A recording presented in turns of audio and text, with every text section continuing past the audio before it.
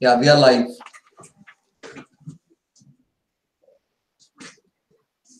Hi, Professor Randhir. Are you able to hear me? Yeah, I can hear you. Okay, I hope there are students here who is able to view this. Let me just check.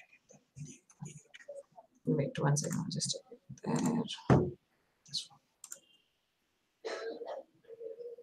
6 waiting. 6 waiting. Okay. Yeah. So you just type in the chat. Wait just 1 second. You're saying we are live. We are live and we'll start in a few Hi minutes. all, we are live here. I hope everybody is able to hear me. And I would just want some of you to just type in.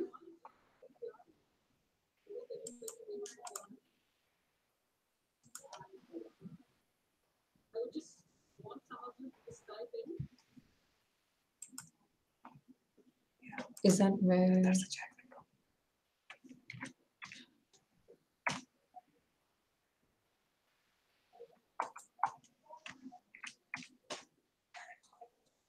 Perfect.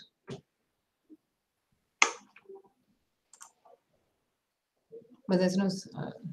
So see those comments here. 9 are watching right now. Okay, perfect. I think we'll start off with the session. Just to introduce Professor Randhir. Randhir Mishra is an. Okay, yes, I can see some of the comments that is coming in from the students. I think everybody's able to hear us, and the comments are coming through clearly as well. So to continue the introduction, now Professor Randhir Mishra is an incorrigible disruptor and a thinking coach. Now he's an adjunct faculty of IFIM, where he is in the process of designing the very first digital business specialization for MBA students. He is an acknowledged L&D professional with expertise in digital transformation, capability building, and advanced learning modules, bringing a diverse business domain specialization. Now, he likes to think of himself as a digital evangelist with a focus on creative thinking, holistic transformation, and exponential growth that should trigger out of this. He is involved with some of the leading institutes in India, such as IIM and IFIM, and in Europe, South Africa, and the US as a consultant, advisor, faculty, and a thought leader. Now, Professor, I think you can take it forward from here. Like you all know, students, the topic today is digital business specialization. So if you have any inquiries based on this, feel free to reach out or, raise your questions during the session. All your inquiries will be addressed to. Hello, everyone. I hope you all can hear me and you can see the screen that I am sharing. Is that visible to everyone, Niti? Yeah. Just 1 second, sir. Okay, can we just move to... This one. We are just opening it, so just 1 second.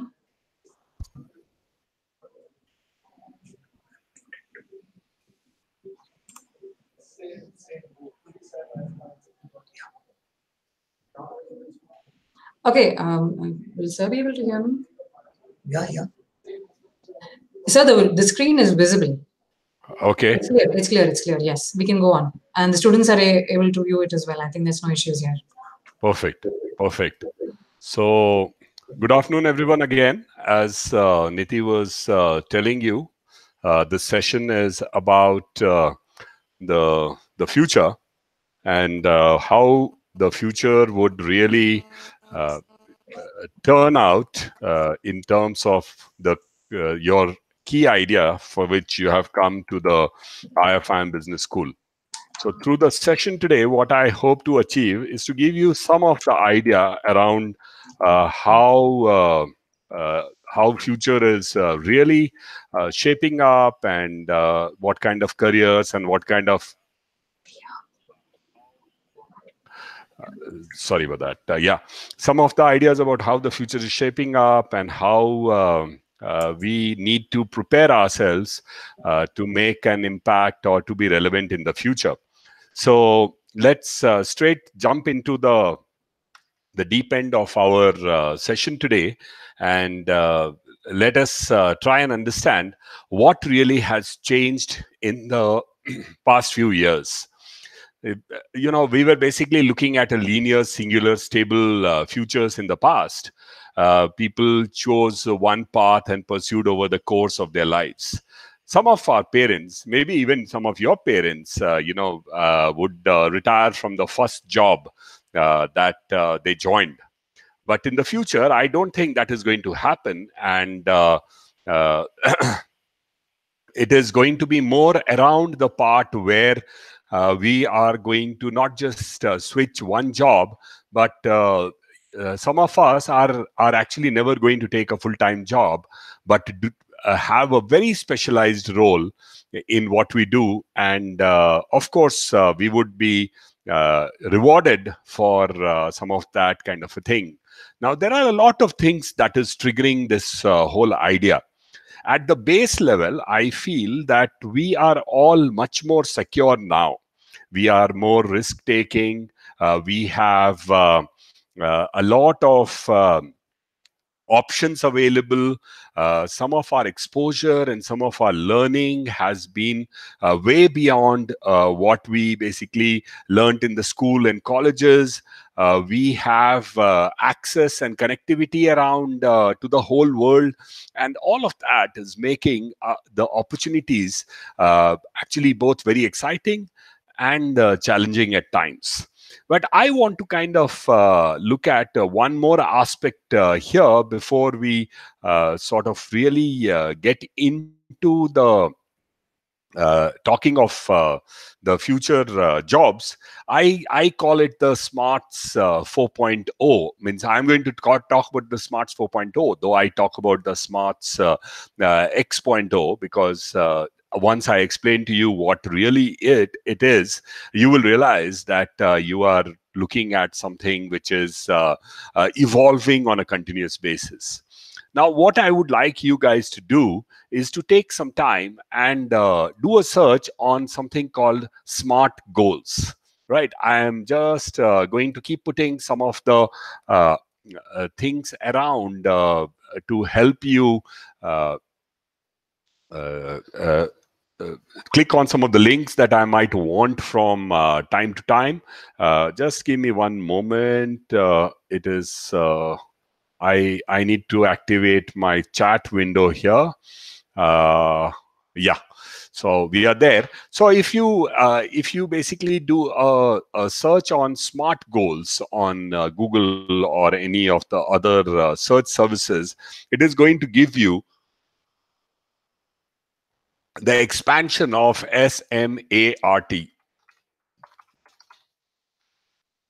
Right. So if you look at that expansion, I would not get into giving you those details right now, because it is a very well known, and I'm sure quite a few of you actually are already aware of what it is. But what I am doing is I am going to add an S at the end of this SMART, and this S, incidentally, is to supersede. So your goal should be designed in a way that you need to basically see what is the next generation of my goal. And that is the difference between what yesterday was and what today was. Till about, when we were talking about the early evolution, which is what your Smarts 1.0, we were talking about survival. We basically were looking at reducing the risk and making sure that and this I'm talking about a cell level evolution that happened from a single cell organism to a very complex, life forms that exist today. But all of this happened by way of natural selection. Right? We did not have to do anything, but we must realize that smarts is actually inbuilt into every bit of ourselves. At a cell level itself, we are very, very smart. right? The next level, when we basically became the human beings, then we realized that, listen, by ourselves, we only have so much that we can do. So what we started doing is we basically moved into the next layer of saying, how can I work with other human beings? How can I work with other living beings? So we got into domesticating of animals. We learned to get food products from animals. We learned to do agriculture. And all of this was essentially collaboration. So we basically collaborated with the life forms around us. Right. So even agriculture is actually collaboration between the life form, if you look at it in that particular manner. The next level was essentially where we kind of started looking at productivity, into saying that, okay, fine, I can do only so much, and you go along, even when I'm using let's say livestock, or a bullock to pull my cart, and so on, and horse to ride, I can only do so much. Is there any way in which I can be more productive? And that kind of gave or rather paved the way for industrial revolution. Again, I would like you to do a search on what is called IR 4.0, and specifically look at the World Economic Forum, that is WEF. And I can assure you there will be something really exciting for you to see and understand. And what this Industrial Revolution 4.0 is a magic which we are all experiencing. But that is still till the past. Now we come to the present day and age. In the present day and age, we are actually talking about the idea of digital intelligence. Now, when I talk about digital intelligence, it sounds very simple, but there are a lot of small components that I want you to understand and appreciate. First part, let us look at intelligence itself. Now, when we talk about intelligence, there are essentially three forms of intelligence that you need to be aware of. One is your own intelligence, which is human intelligence. The second one is basically what I would call algorithmic or machine intelligence, which is where you can use data and use some statistics and everything around on the intelligence. And the third one is basically the holistic intelligence, which is where you get into the idea of presence, which is you are in the complete consciousness and awareness of everything. So that is the part when we talk about the intelligence. Digital intelligence, on the other part, is actually about the use of technology. It is the use of tools. It is the use of computers. It is the use of connectivity. Your 4G network, which is going to move into 5G. Your handheld devices, IoT, all of that basically cloud. So there is I'm sure social media. I'm sure that you are aware of all of this and already are masters of using these things yourself, right? And I hope you are aware that you can post questions, and I will be getting the questions separately, and I am going to keep a lookout on the questions that you post here, and try and address them while I'm talking. So please feel free to put any of your questions as such as we go ahead, right?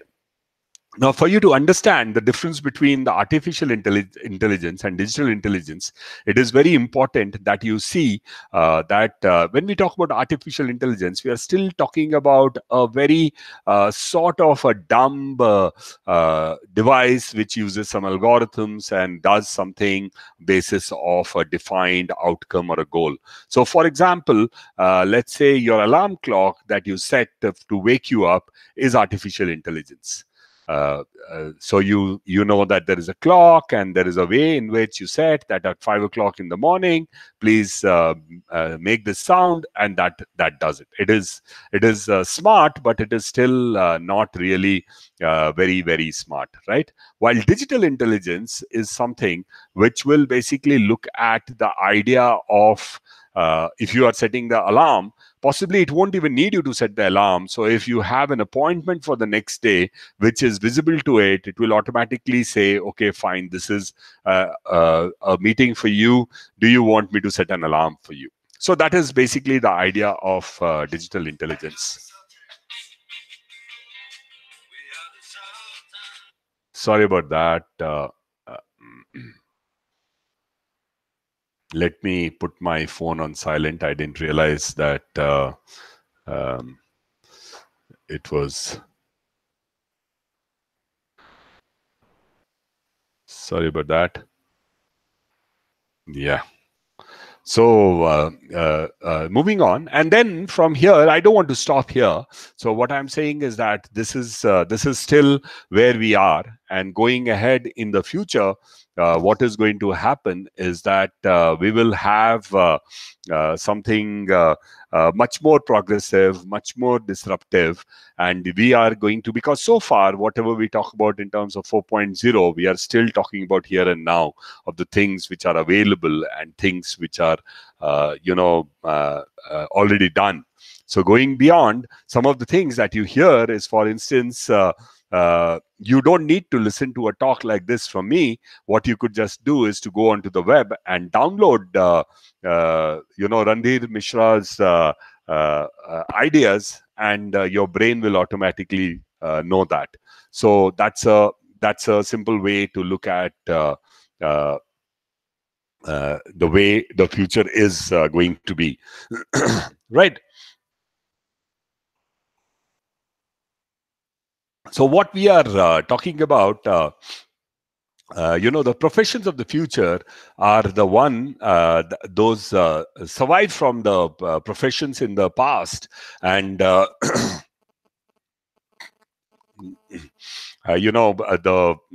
ones which will be created in the future.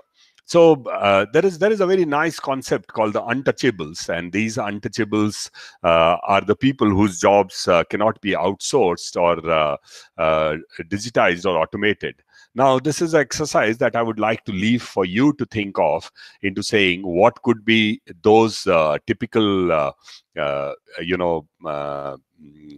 future sort of jobs which will not, or rather, what are the kind of jobs that are not going to change in the future. I feel you will get some really very exciting ideas around that. What I have is actually a short video here that I'm going to play, and I hope you all will be able to see that. I'm also going to share the link of it in the box here. So in case you are not able to see that, you can go and have a look at it by yourself sometime into the future. So I'm just going to start playing that video for you, and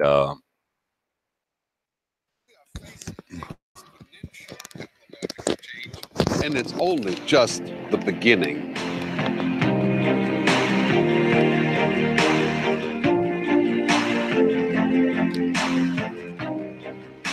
If you're a musician, publisher, or car maker, you know this too well.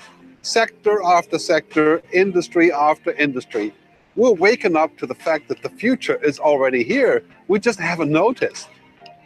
Think about that if you're a banker, a doctor, a lawyer, an accountant, or a marketer. Your career may soon be impacted or simply be over. If your profession is built on routine, it will be automated. So before you choose a career, make sure it has a shelf life. 50% of our jobs will be automated within the next 10 to 15 years. But the good news is that the vast majority of new jobs hasn't even been invented yet. Anything that cannot be digitized or automated or otherwise done by robots will become extremely valuable. Human-only work is our future. What I call the mega shifts, such as datafication, automation, cognification, and robotization, will bring us magical new possibilities. But some of them are also making us manic or lead to toxic side effects. If you're spending more time communicating with screens than with human beings, maybe now is a good time to check back in with Team Human. Soon that screen you'll love so much will be a bot that will sound and feel very much like a friend, your friend, making it even harder to turn off. Are you already overconnected or digitally obese?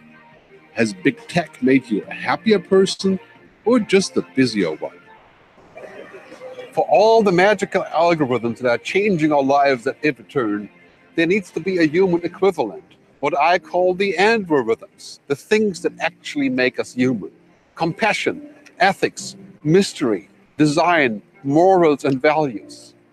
You know, the most important things in life cannot really be expressed in zeros and ones, and human thinking isn't really computable, or is it?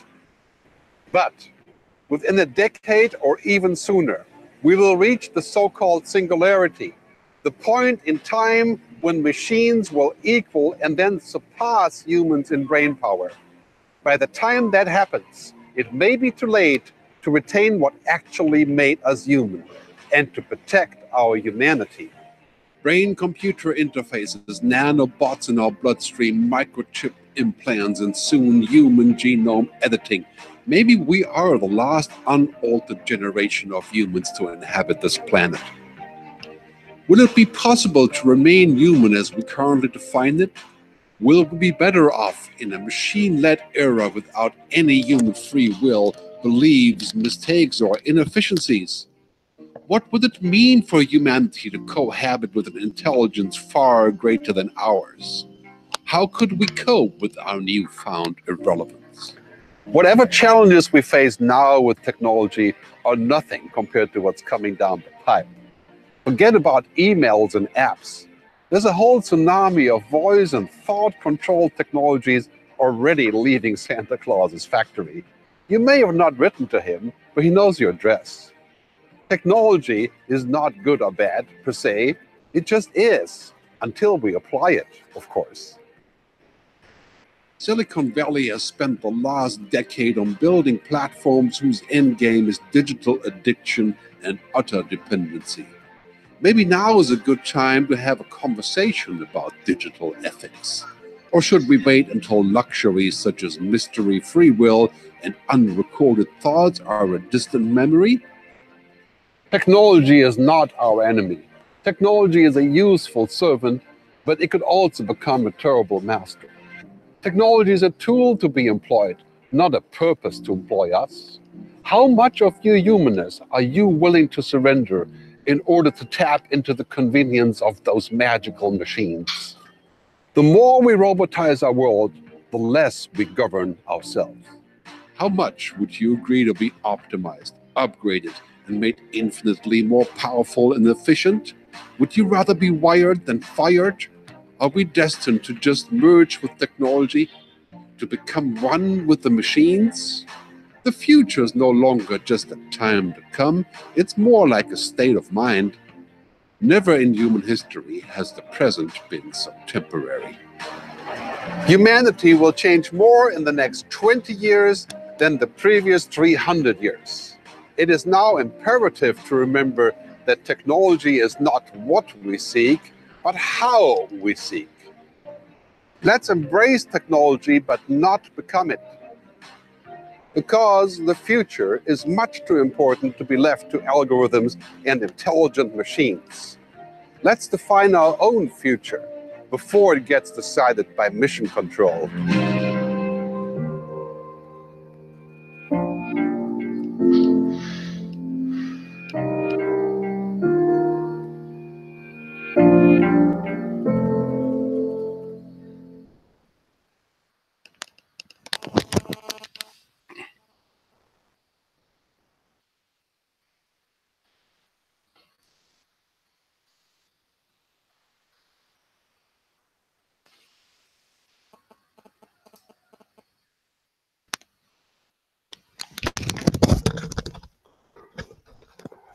Great.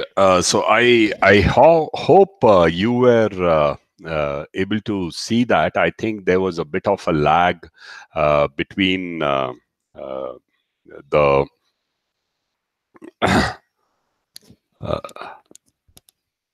there was a bit of a lag between the video and the what do you call the audio there was. So I am anyway going to share a link here so that you can actually go and have a look at it at your free time. And also I would recommend that do a search on some of these future jobs to get an idea about what really these future jobs are. And I feel that that is one preparation that we all should make to make our life a bit more exciting in the future, or so to say, be ready for the be ready for the future as we kind of understand it. I am here, and yeah, right. Like I was saying, that please go ahead and post any question that you might have. If you reduce your YouTube screen to not have full screen, you will see a chat window on the side in case you have joined recently. So I'm waiting, and I hope that whatever we are going through is interesting and exciting so far. So mm, there is one more part that how can we create the list of the top future jobs. Of course, the first thing that we are talking about in that is what kind of salaries will people be earning on average in the for those jobs. There has been a very continuous increase in the kind of salaries that one is getting paid for the kind of jobs that are available today. If you were to do a comparison of the top salaries that were paid, let's say 20 years back versus now, you will be surprised that those numbers are going to be staggeringly small, right? Now, does that mean that uh, uh, we are adding so much more value in our day to day when we are taking up those jobs, or when we are doing those jobs? It should certainly be so. So it is important for us to really understand that we have got skills and we have got capabilities which is taking us to the level where we are uh, uh, we are contributing much more than what our predecessors could. And this is possible only when we have been able to bring up the skills and capabilities for doing the jobs. Now, the second part, in terms of the opportunities, how much is the job expected to grow in terms of number of people employed, and which jobs have the greatest recruitment demand? There has been lots of studies that has happened in the past which talks about what are the future jobs, what are the future job skills. I'm not too sure if in an hour I could give you those numbers, but and those numbers would make sense. But I can tell you this much very clearly, that certainly there are. I'm going to talk about some of the sectors which are seeing much more relevance in the future, or where the growth is imminent in the future, to help you understand that. But certainly do again your research and find out what are the skills of the 21st century. For instance, how do we really move ahead in terms of doing things in the future, and some of those sort of ideas, right? The business need, that is possibly the most important part. And I'll give you one particular study which was done by McKinsey about 10 years back, where they talk about 1.5 million jobs in data scientists in the future. And even now, there are research which says that more than 1 million data scientist jobs are still vacant. So, you know, uh,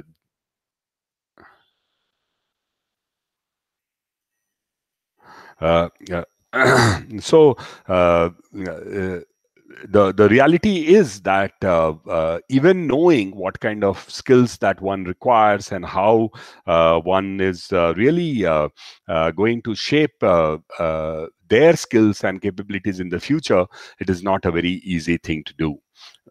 Right? So moving on in terms of the guidepost to choose from the right profession. The first thing is that you should be able to distinguish a trend such as fashion from the actual needs of the labor market.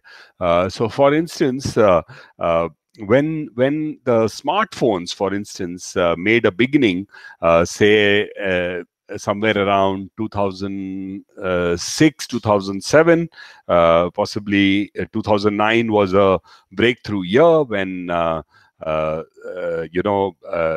really huge number of people were already using smartphones, but there were a lot of people who still thought that it was a fashion or a trend rather than the part. But now, when we look at the smartphone, it has actually traversed all of this and has become more of a central thing for the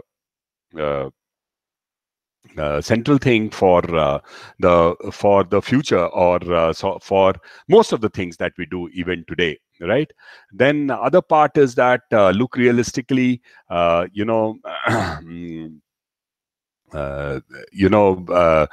specifically in the education space, there is a need for rediscovering and redesigning what kind of courses, what kind of specializations are being brought in. And some of the things that were being done in the past is actually finding no demand. So we are typically, you will see that in today's world, across the world, not just in India, there is a huge cry about the job losses. But it's not because the economy has gone down or the need for doing job has gone down. It's only because the right people are not available for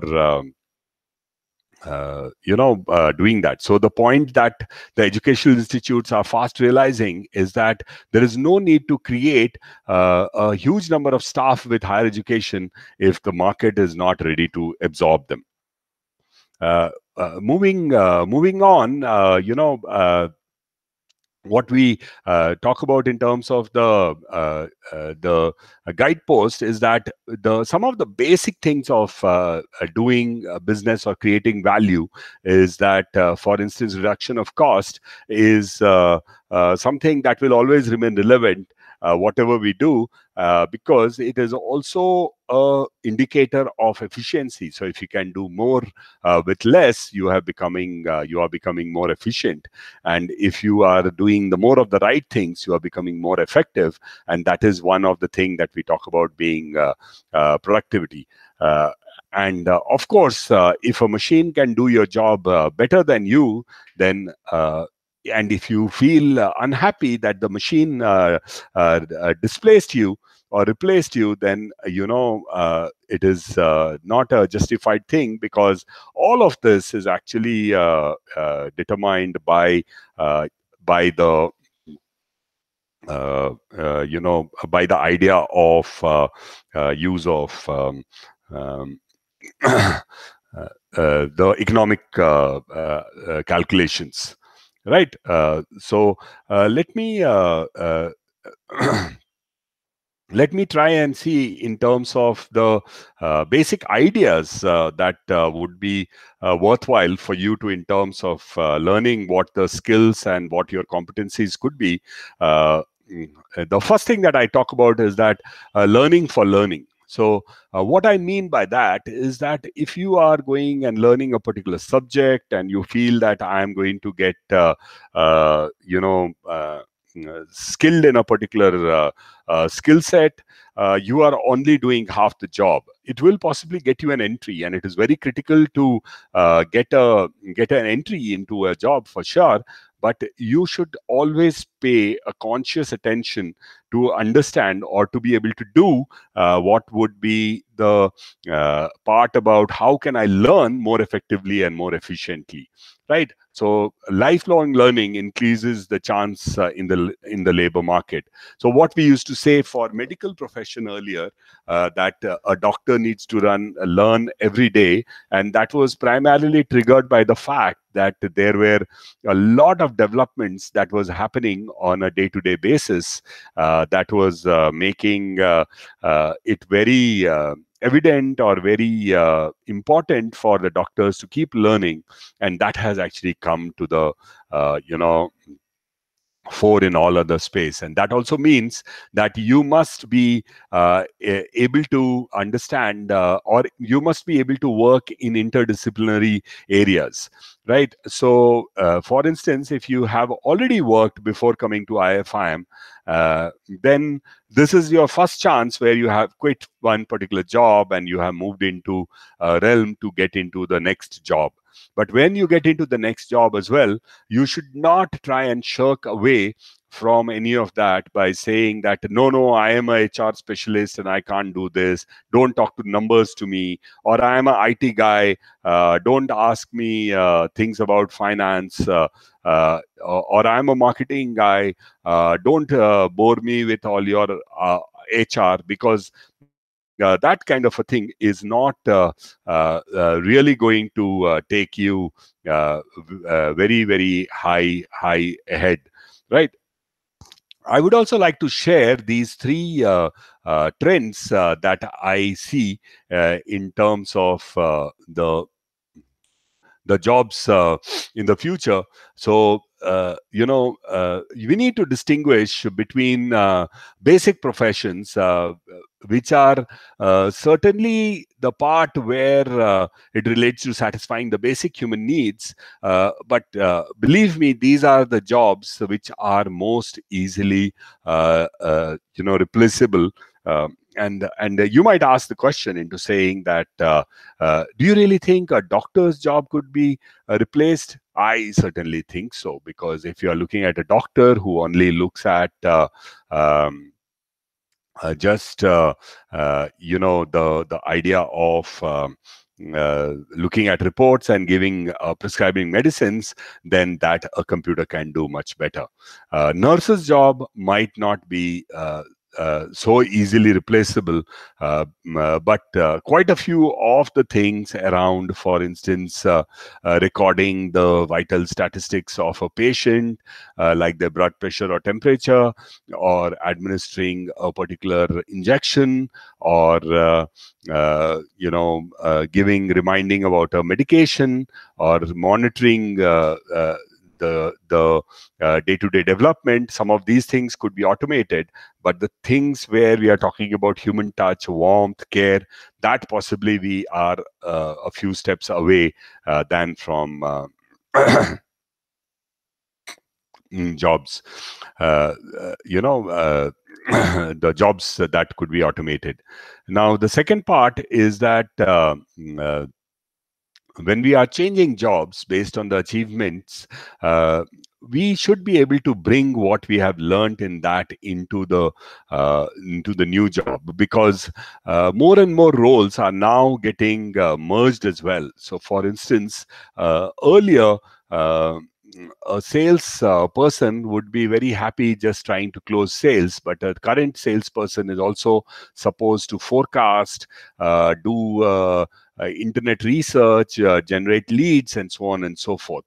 So when you complete all of this and add to it what are some of the emerging new jobs in the market, so for instance, there is a need for just a sec, sorry.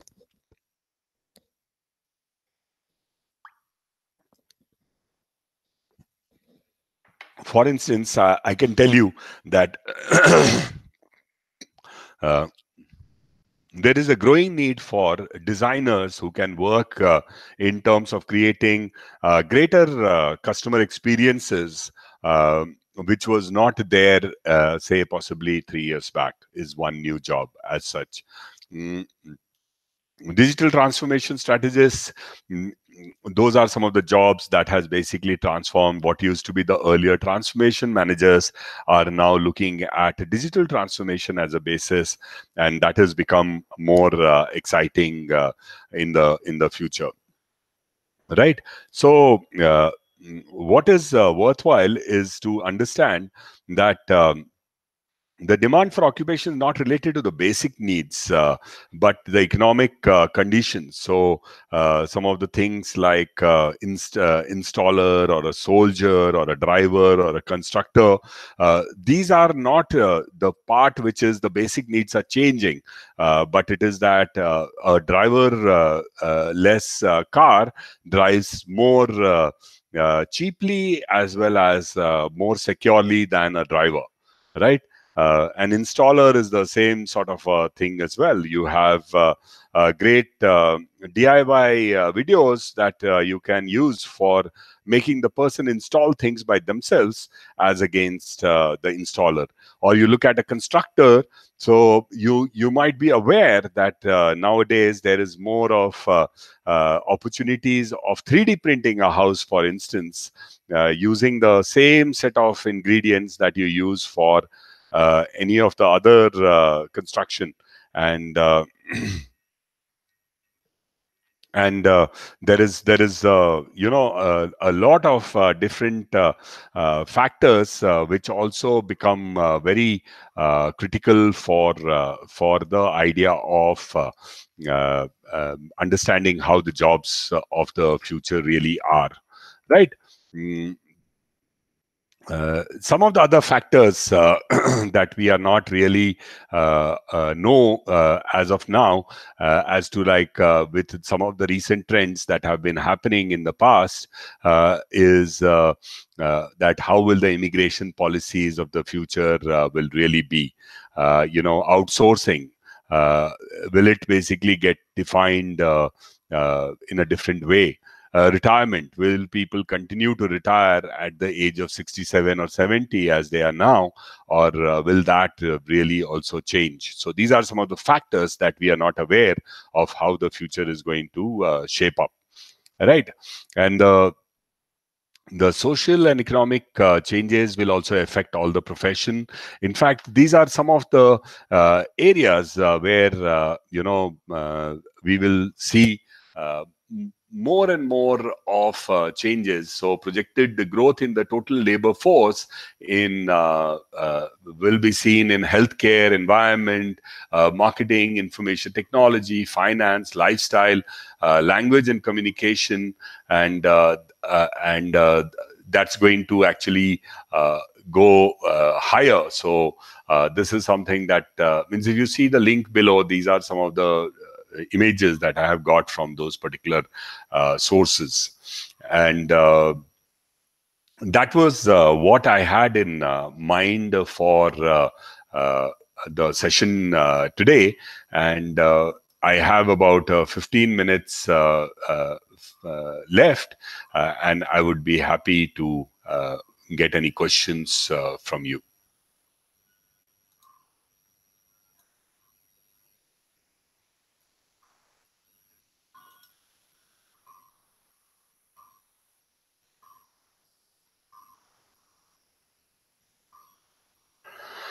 Yes, Archita, that's a very nice question, and I think the answer lies very simply in the part, for the being able to do that. I have one more slide that I could share for this. Let me try and put this up here now.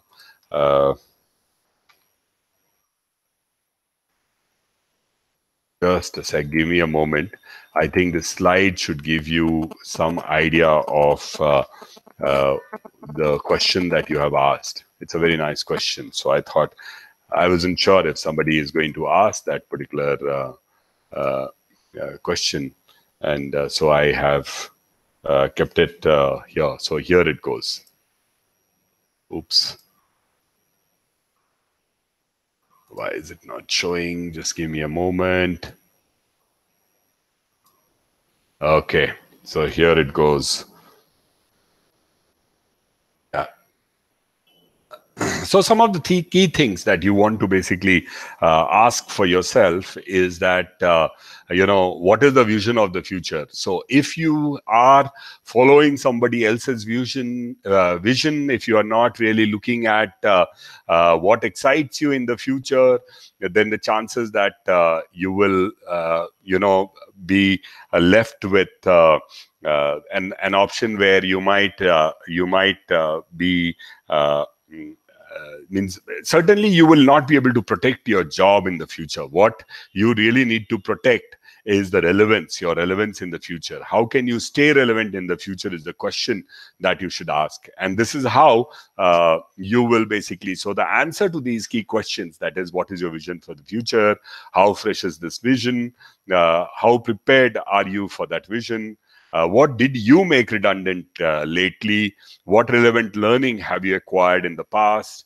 What does your team or the people around you learn from this? Because this is also the part that in the future there is going to be more of leadership roles that will be, or you will be needed to transform into being a leader, and that is what and what. How do you think that your role or your value add will sustain, and what is, so the only way that you can really be protected or be able to do something which is relevant or will remain employed in the future is by answering some of these questions. I hope that answered your question.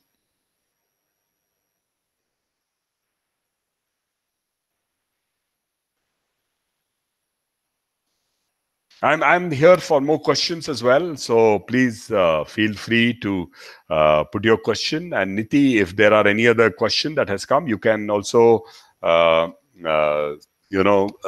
in, Niti, and let me know if there are any other questions that.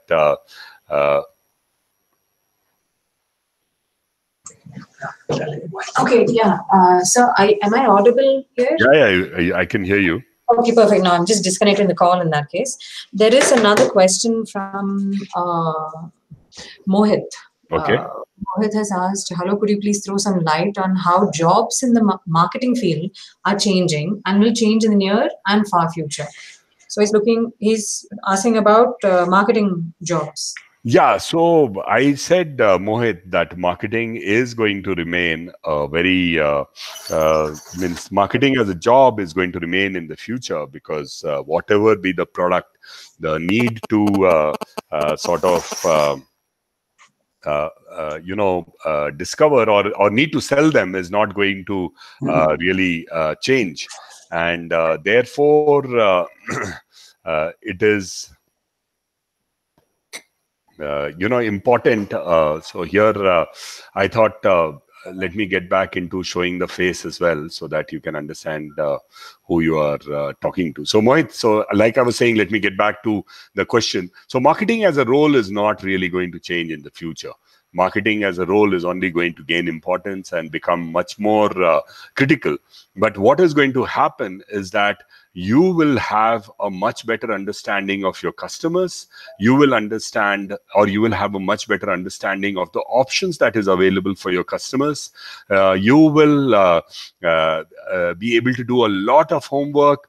You will be able to understand very quickly when a particular customer is working with you or is in sync with you, when he is ready to churn.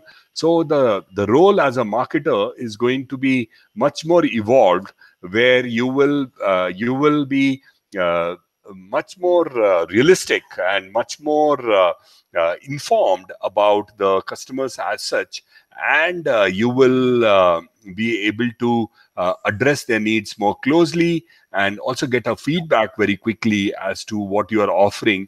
Is that really making a difference, or is that not working or not giving you what you were hoping that it is going to deliver?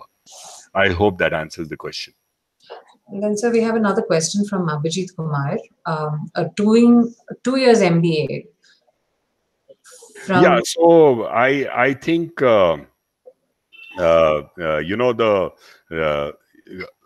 specialization in any of these field, be it finance or marketing or operations or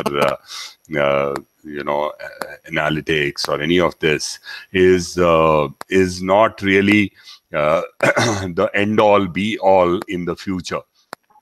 You have to look at it from a slightly different perspective, that I understand the language of finance, I understand the tools and techniques of finance, I understand the jargons and the words and the relevance of concepts in finance, but the way finance is being applied in the market is changing. Earlier, the chief financial officer or the financial office was the one which was making these calls. But now you will see that finance decisions are being made by everybody and anyone, because the efficiency of every penny of money is everybody's role and responsibility. Accordingly, or in the same time, what then happens is that the finance person also needs to understand other disciplines and cannot say, hey, listen, I don't understand this, I only understand money, and I can only deal with money related question. So you need to basically expose yourself, like I said in the presentation as well, that a multidisciplinary approach is needed. So your finance specialization is fine, but you should certainly double it up with some minor in strategy or analytics or operations or anything that interests you. We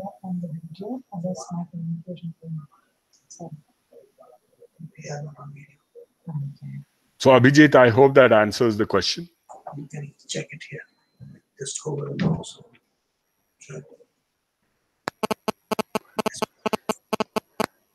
Sure. So I think, Niti, that we have had a nice set of questions, and there aren't any more questions that are coming up. So shall we bring the session to a close today? Yes, I think this has gone on well. We've got a response back from Abhijit as well. Okay, there's another question that's come up. Sri Krishna Reddy has asked, what kind of difference is a combination of marketing and analytic tools going to make in the coming future?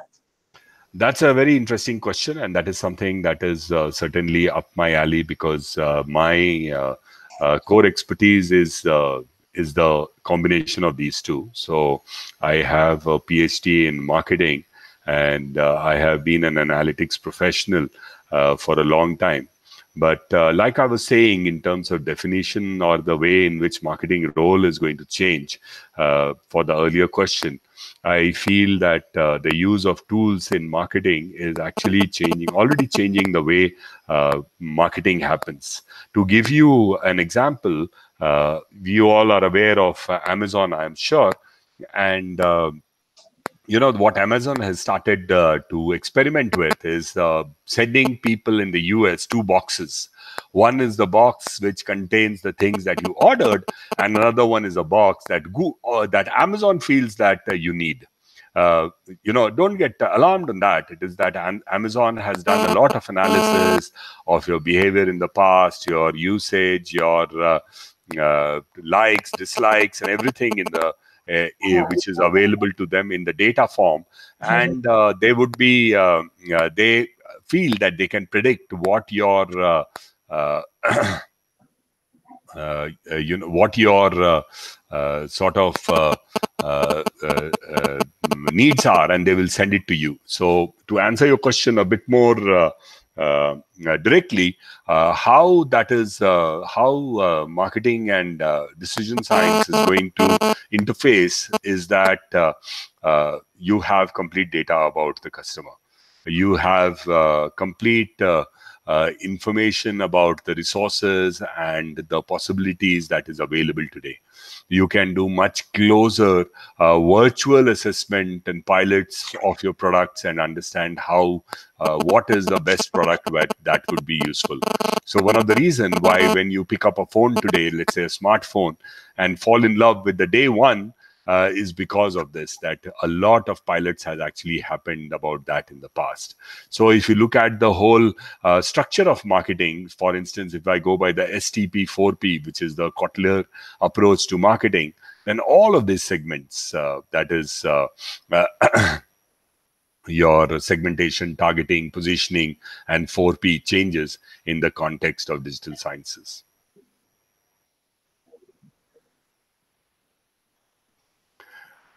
I could just add one more thing, is that at IFIM, in the academic year that you guys are joining, we have taken a lot of effort to make sure that some of these concepts are ingrained into our curriculum design. And we have rehashed this whole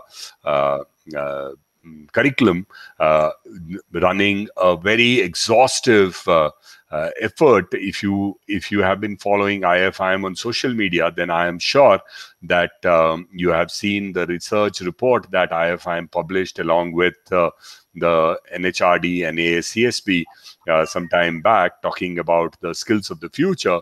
And our courses have been rehashed to make sure that they address all that we found from the market, including the recruiters, including thought leaders, doing trend research, talking to business professionals. And it's going to be something which is certainly there, which is going to make you ready beyond tomorrow.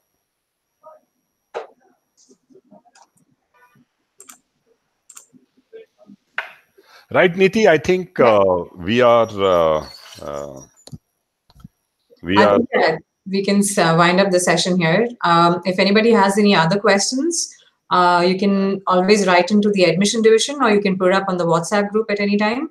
If you have any specific questions regarding digital business specialization, please feel free to reach out to us. Maybe we can give out the details of Professor Randhir as well.